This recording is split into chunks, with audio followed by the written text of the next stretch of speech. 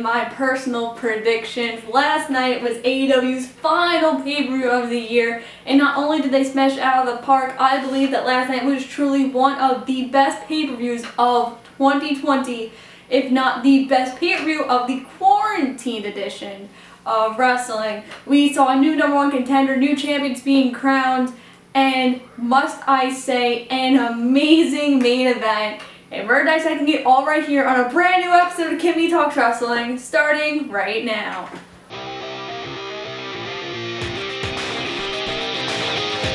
Oh, so last night, Full Gear. Oh my god.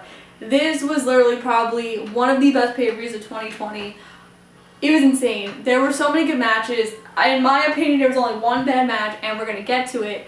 But every match was hard hitting, and I couldn't even tell it was 4 hours. So the pay-per-view was from like 8 to like 11:45 to midnight, and it was such good pacing. They literally put, like, the card was structured beautifully. It should not have been structured any other way. It was phenomenal. Really good. So our first match is on the buy-in. It was Allison Kay versus Serena Deeb. And this match was really good. It was a good way to start the show. The match was maybe like 5-10 minutes long, but it really shows that Deeb is a viable champion, you know? This is not the first time we've seen the NWA Women's Championship on AEW. Thunder Rosa came out towards the end of the match, like after the match was over, to, you know, say, hey, I want my title back, bro. I want it back. If the post-media lineup that they had after the show, Serena Deeb talks about how, like, this is really good at Cheat Wrestling. And we've seen so many companies partner with AEW, and we're going to get to that when we talk about Kenny and Adam.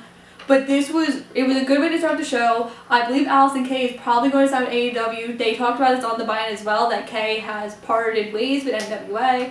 I think she'd be really good for the women's division. And I like how we're kind of having two titles within AEW, which is really good. But now you got to build that women's division up. And we'll get to that when we talk about Shida and Nyla Rose. But that opening match, oh my god. So I didn't think it was going to start the match. I thought it was going to be, like, start the pay-per-view. I thought it was going to be more towards the middle. But Jesus! So the EVP of TNA, Don Callis, was on commentary. And this is also really interesting too, because I don't know if we're also hinting at the fact that there might be a partnership between Impact and AEW. They did talk about how Don has known Kenny since he's been a little kid. But still, it's crazy. And Don was also on 2 of the pre-packaged matches. It was there for Kenny and Adam. I think it was also there for Jericho and MJF. So I don't know. But this match kicked it out of the park. It was such a great back and forth. Kenny had momentum. Adam had momentum. When you thought Adam was going to win, like 2.9, I think it was, the pin count. But it was such a great back and forth. Kenny gets the win here. But what's next for Adam? I mean, I think that's the main question. You know, he could feud with Brody Lee. He go up to the TNT title. But this match was phenomenal. If you're gonna watch, so I believe you should watch the whole card. But if you're gonna watch any match on the card, watch this one and the tag title match. But watch this one. Next is Orange Cassidy versus John Silver, and this was very comedic. So this was kind of the breakthrough, like, or the break between that and the Darby and Cody, because that was an amazing match too. So John ripped and bit, and he ripped the pockets out of Orange Cassidy jeans and then ate them, which was really funny.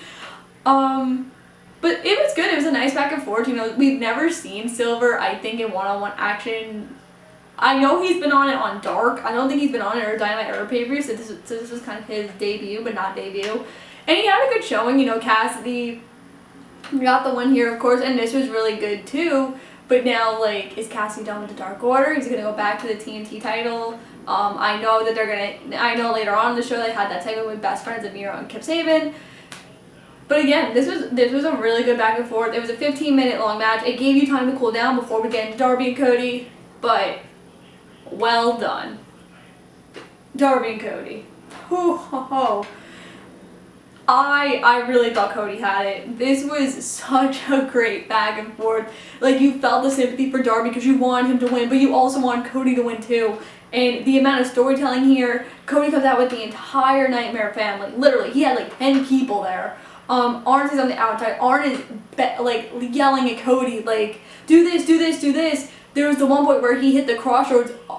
So the one thing I noticed too, like Cody was doing a lot of things off the top rope, which was really interesting for him because that's really not his style. But he hit the crossroads off the top rope, and Darby rolled to the rope, and he like had his foot on it, and like you really thought the match was over, and he was like, nah sis, it's not. But this was also a really good match. Darby gets the win here because they were like trading roll-ups, and it was like roll up, roll up, roll up, roll up, and Darby got the better of it. This was also an amazing passing of the torch as well, because Cody gets on one knee, handed the title, then Taz comes out, and Taz is like, stop with the crying, man up, like you wouldn't be crying if you've been here before, but you've never been here before because you were never championship material. Cage and Starks come out, and they start beating down Cody and Allen, and Will Hobbs comes out and like breaks up. So that's gonna set up an amazing 6-man tag match. I'm hoping it's on Wednesday, if not maybe next week. But this was a really good match.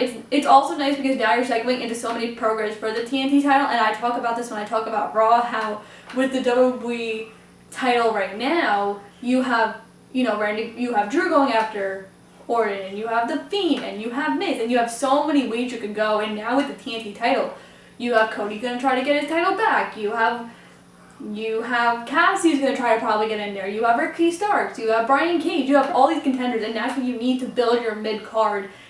It was really good. I'm excited to see what they're gonna do for it. I hope Darby has a long run. He deserves this so much. And, you know, so now we have this promo with the Natural Nightmares, and I had no idea what a bunkhouse match was. I, like, had to text my dad, and my dad didn't know what it was either, so then, like, we looked it up. So, basically, he says that Allie used him for money, and they're gonna get revenge, so it's the Butcher and the Blade versus the Natural Nightmares in a bunkhouse match. So it's like, it was one of Dusty's creations. It's basically like a Nightmare Girls match. So that happened. That was cool, I guess. Okay, so I have a lot to say about this women's match because this was the one match on the card that I did not like. I thought it was way too long. I thought it was in a very awkward position because following this match was that tag team match that everyone was so invested in. I felt like Tony had talked about this on the post-media lineup too. Like, he sold this story so much better on Dark, but not everyone watches Dark. I don't watch Dark. Half the people who watch AEW Dynamite don't watch Dark. So he apologized. He was like, I did a really bad job building this up. I should have done it on Dynamite too. But it just didn't connect with me. It went too long. I felt like Vicky didn't need to be in, like, the chemistry between Vicky and Nyla don't mix. Even on my predictions, I had said, like, I don't like the chemistry between them. I feel like Vicky doesn't need Nyla. It just was. Sheeta won. I'm happy Sheeta won. I don't know who's going after her next. Hopefully Kay, you know, because she made her AEW debut. But this was the one match I didn't like. Like, they maybe made it a little bit shorter, it would have been better, but it just didn't connect for me. Like, if you would have switched this match on the pre-show and put the NWA Women's title, like, on the card, it would have been better. But I know you can't do that, but I just didn't like it. It just wasn't my cup of tea. And then this I think, like, midway through FTR and Young Bucks, I was literally standing in my living room just screaming. If you want a tag team, if you need, like, examples of how a tag team match should go, this is it. This was so freaking good. From start to finish, you had your stalemates, you had your comparison to other tag teams. You know, they did DIY's finisher, and, you know, like the commentator said, oh my god, they did DIY's finisher, and you're like, oh my god, they're referencing NXT, it's happening. They did the Steiner Brothers, the Hart Foundation, the Dudleys. I think at one point Matt hit a spear, which is to Edge and Christian. They attributed to, I was the only one who noticed this, they had also attributed to Marty Scurll because they did, like, the breaking of the fingers. From start to finish, you were invested because it could have went either way, and you knew it could have went either way. But the Young Bucks take the win. We also found out that Matt's injury is real. It might require surgery down the line, but we don't know it. But, so, like, this was my match of the night, this tag team match. It went the right amount of time. It was everything you expected, start to finish. I know that there was going to be a FTR Young Bucks 2. I am excited for it.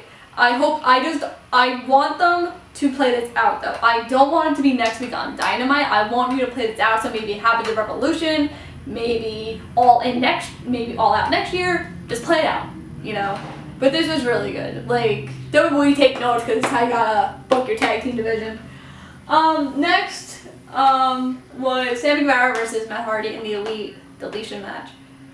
I have a lot of things about this. So at first, I really didn't like it because it was really stupid. Because yet again, it was in a very awkward position. Because I love cinematic matches. I loved AJ Taker. I loved the Stadium Stampede. But you're trying to because the way you pace this card is it's like you have a little filler match, and then it's like, oh my god, the match that you're looking forward to, and you're trying to calm down, and it's like, what the hell is this? I like that they did the golf cart thing. That was kind of funny. The shooting of the fireworks, although it was funny, I also thought it was kind of stupid. It was a good way to also include everyone in the car because you had a private party there. You had Santana and Ortiz there. Gang Growled Hurricane Helms made an appearance, and I was like, what the hell is this? But I do want to attribute one thing here because when they went to, I forgot what they called it. When they went to the Deletion Dome, I think that's what they called it, and Hardy did the spear, but they cut away. So there were 2 tables there, so I think the first time they missed, which is why Sammy was bleeding. And then they had to do it again, because it was so weird. I was like, why did you cut away? What kind of camera angle is that? And then you see the 2 tables and you're like, oh, maybe that's why. The match was okay. I mean, I've seen better matches between Hardy and Guevara. Obviously not what happened at Double or Nothing. Or not Double or Nothing. All Out. All Out, that's what I meant. But, it was okay.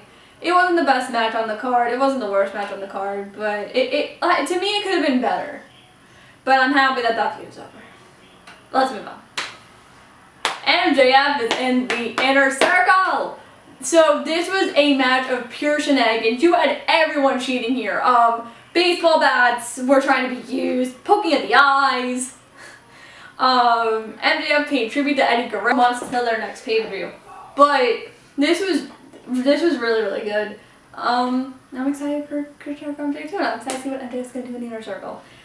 And this main event, oh my god, if you didn't think it could get any crazier, we saw thumbtacks, we saw barbed wire, we saw tables, we saw chairs, we saw everything, and blood, and rubbing alcohol. This was everything you expected and more.